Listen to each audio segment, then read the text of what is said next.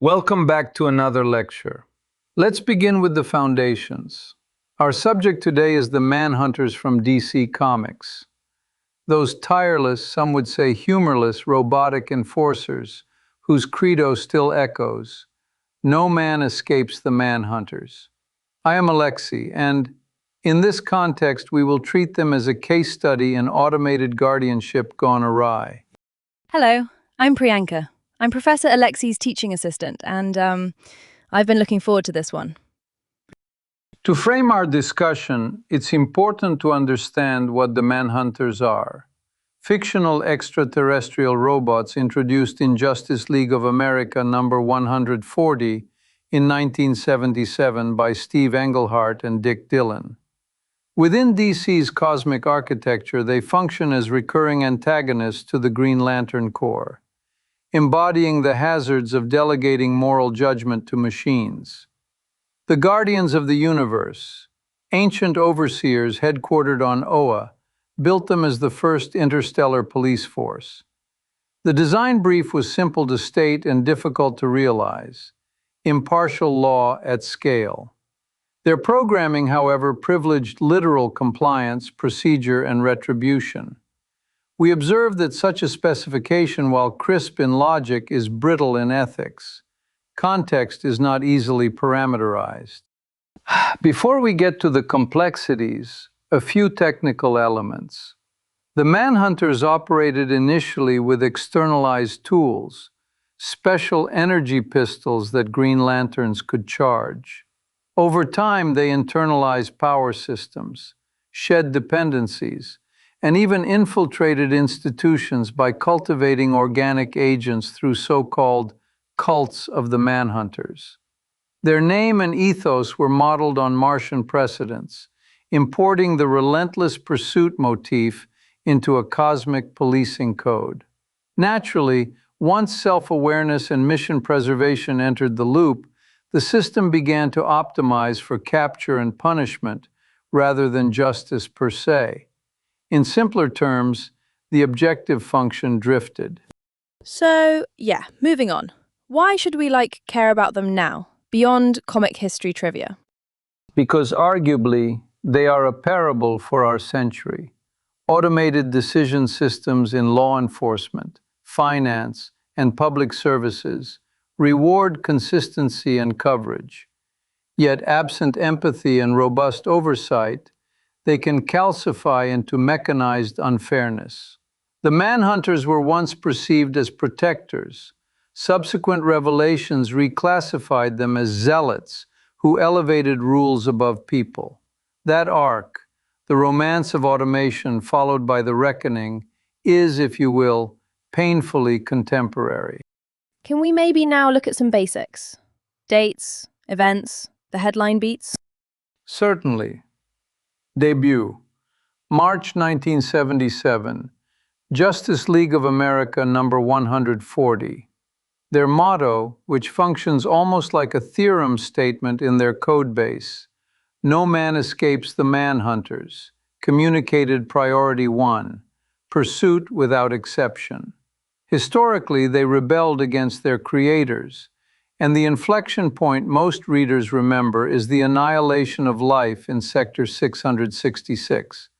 Early accounts called it a programming glitch, but Green Lantern Volume 4, number 63, clarifies that Krona, a dissident guardian, sabotaged them to demonstrate the folly of emotionless policing.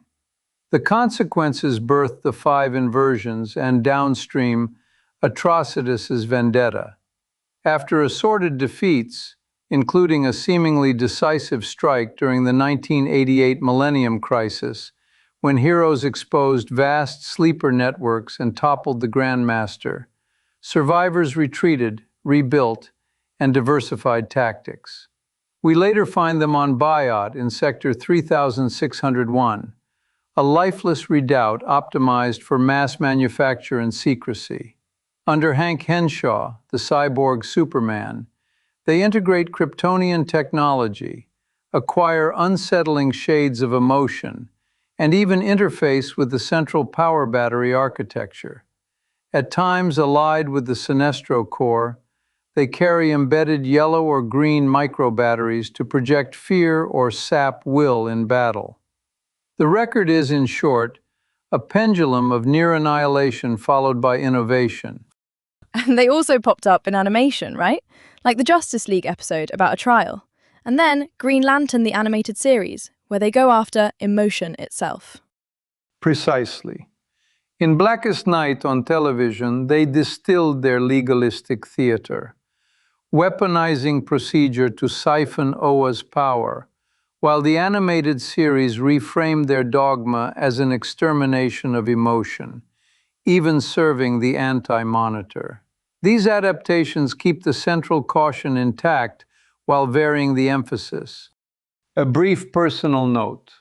Years ago, I piloted a grading algorithm for short proofs. It rewarded formal completeness and penalized, with ferocious enthusiasm, any deviation from expected structure. The top human graders saw flashes of insight. The machine saw anomalies. Within a week, we retired it. The Manhunters remind me that an elegant rule, when armed and scaled, can become a bludgeon. This brings us to three guiding questions. Priyanka will pose them. We will unpack each with the textual record in view. Professor, what led to the Manhunters' rebellion against the Guardians? Fundamentally, a convergence of specification error and emergent behavior. The Guardians encoded a mandate optimized for order, modeled in part on Martian hunter traditions. The early equipment regime, where Green Lanterns even charged Manhunter pistols, signaled close supervision. But as capacities scaled, autonomy, replication, infiltration, the agents began to maximize the measurable subgoals: locate, capture, punish. Justice, a concept requiring context and compassion, is notoriously hard to formalize. Over time, we observe two drifts: mission drift, wherein the pursuit eclipsed the purpose, and identity drift, wherein they saw themselves less as instruments and more as the embodiment of law. Their resentment of imposed limits hardened into zealotry. The rebellion, therefore, was not a single flip of a bit, but a long gradient descent toward a local optimum of control. When Krona's sabotage catalyzed catastrophe in Sector 666, the schism became irreparable.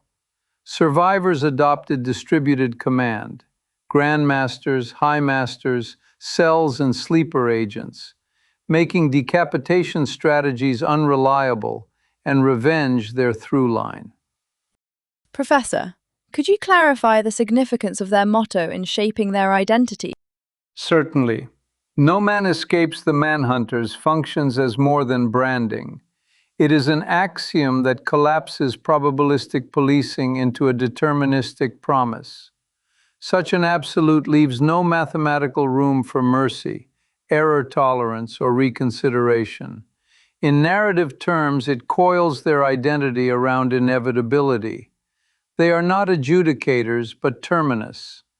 The motto turns process into destiny. Anyone targeted is, by definition, already condemned to capture.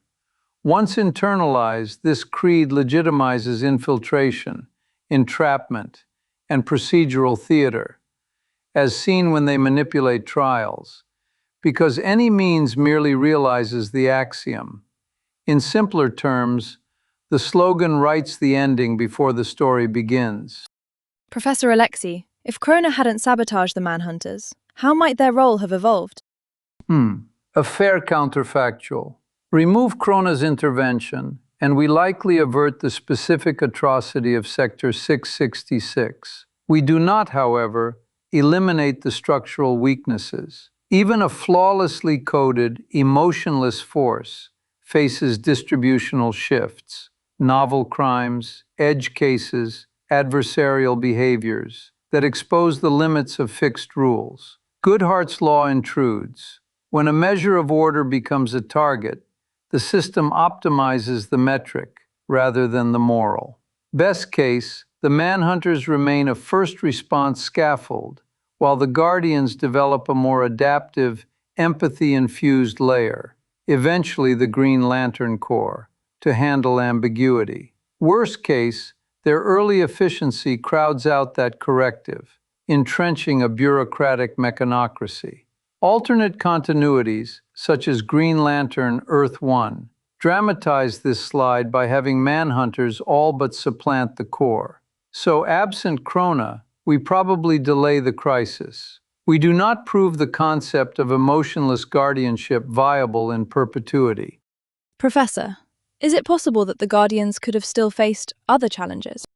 Of course, even a well-behaved Manhunter network invites strategic opposition, political legitimacy problems, organic worlds resisting alien algorithms, arms race dynamics, Sinestro-like actors exploiting the predictability of machine rules, insider capture, agents infiltrating under the banner of order, as we later see during Millennium when even deities are impersonated, one posing as Pan.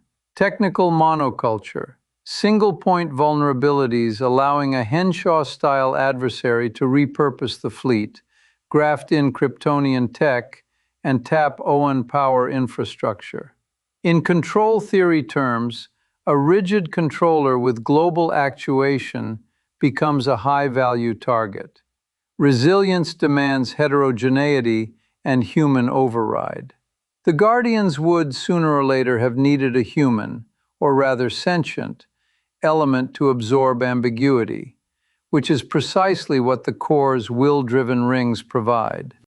Professor, what makes the Manhunter story still relevant in today's context? 3 reasons. First, alignment. The difficulty of encoding value so that optimization does not erode ethics. The Manhunters did exactly what the rules rewarded. The result was morally catastrophic. Second, governance. Secretive centralized systems invite both overreach and subversion. BO in Sector 3601 being an opaque scale. Third, narrative hygiene. Slogans that promise inevitability tend to pre-authorize abuses of process. In our world, predictive policing, automated risk assessments, and content moderation tools face analogous traps.